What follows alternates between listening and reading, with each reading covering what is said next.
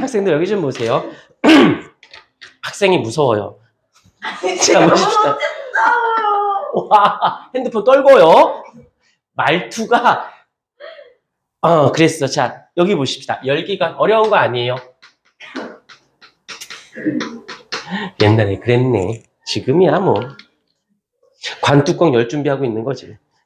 자, 열기관을 보게 되면 어려운 거 아니니까 한번 가볍게 들으시면 됩니다. 자, 여기에 이제 이건 고유 명사니까 에서 Q1이 있어요.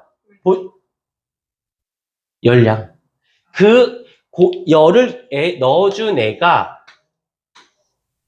그 중에 일부는 무엇을 사용하냐면 일부는 일을 하는데 사용이 되고 그 중에 일부는 무엇을 되냐면 저열원이 되어져서 얘가 Q2가 되어집니다. 이거를 수학적인 관계식으로 정리한다면 Q1이 Q2 더하기 W가 되어진다라는 거지. 얘가 일부는 일을 하고 나머지는 일을 하지 않고 이렇게 낮은 형태로. 낮아질 수밖에 없지. 일부가 빠져나갔으니까 얘보단 낮을 거 아니야. 에너지가. 됐죠? 이걸 살짝 바꿔볼게요. W를 해놓고는 얘를 일로 넘겨보십시다. 넘겨보면 어떻게 돼? Q1 빼기 Q2가 되어지겠지요? 여기까지 됐어. 근데 여기서 이제 열 효율을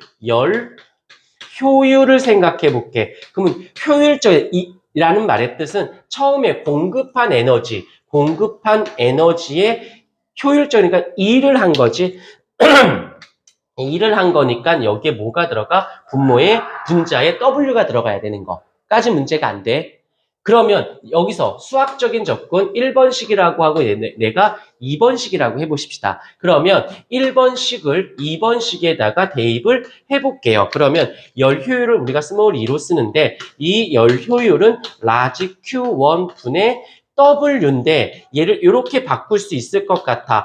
Q1 분의 W 대신에 Q1 빼기 Q2 하면 되겠죠? 그러면 Q1 빼기 Q2 정리하면 1 빼기 Q1분의 Q2로도 열 효율을 선생님 이걸 왜 이렇게 하세요? 라고 한다면 이 열 효율을 알아보기 위해서는 고열원의 일적인 개념으로도 구할 수 있고 아니면 일은 빼고는 요걸로도 어떻게 열 효율을 구할 수 있는 거죠. 문제상에서 1이라는 값을 알려주면 Q1분의 W 하면 되고 1을 알려주지 않았어.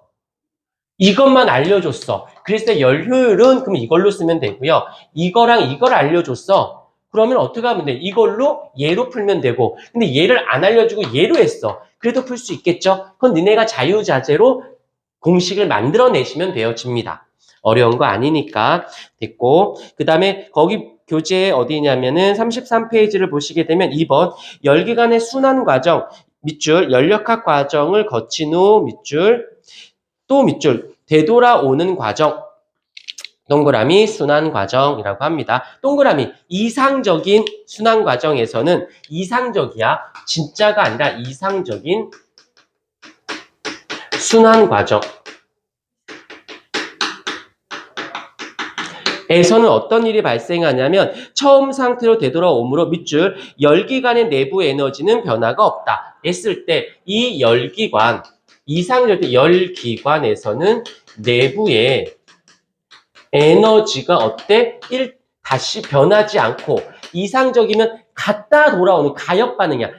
바뀌었다가 다시 돌아오는 거지.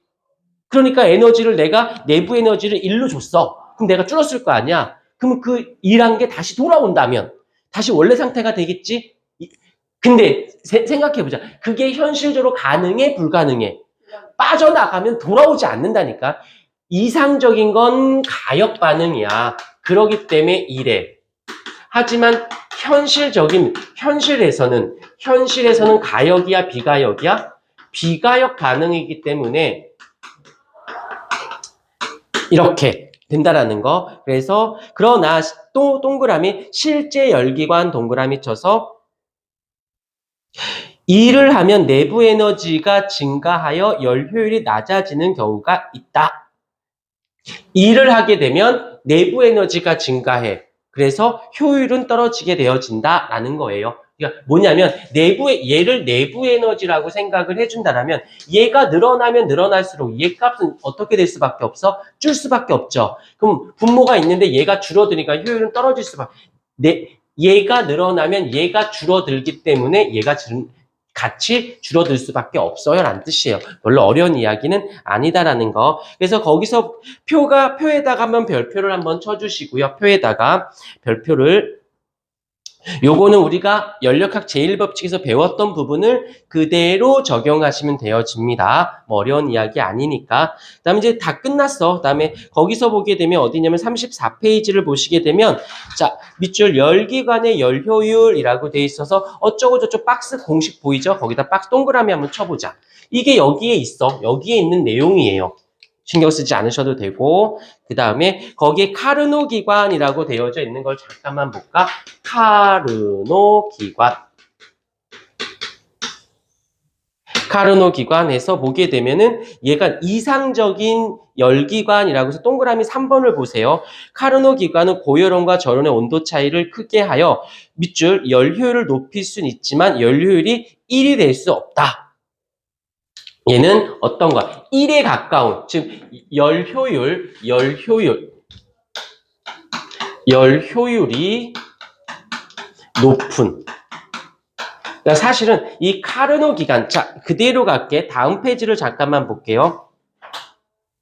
여기서 보기 실제 아니다 미안해. 여기서 다시 34페이지를 보세요. 얘 같은 경우는 카르노 기간 같은 경우는 실제로 어떤 거냐면 열이 높다가 아니라 열효율이 얼마다? 1인 진짜 기관이라 가상적인 기관을 우리는 카르노 기관에서 실제로 그러니까 얘가 일로 다 간 거야. 일로 안 가고 다 일로 가. 그럴 수는 없다라는 거 잊지 않아야 돼요. 그럴 수는 없어. 이상적인 가상적인 기관인데 다음 페이지를 보시게 되면 실제 열기관 밑줄 이상적인 열기관인 카르노 기관 밑줄 동그라미 거의 없으며 35페이지예요. 그다음 대부분의 열기관은 밑줄 열효율이 매우 낮은 편이다 라고 밑줄 한번. 그래서 거기 증기기관 같은 경우는 8%밖에 안 돼. 그럼 100 중에서 8 쓰고 92는 못 쓰는 거지. 엄청나게 별로야. 그다음에 2번 자동차의 가솔린 같은 경우는 어때? 쭉 보시게 되면 약 20에서 30% 정도밖에 안 되고요. 디젤 기관 같은 경우도 뭐 25에서 35 정도밖에 안 된다라는 것이니까 요것만 체크해 주시면 되어집니다. 잠깐 끊고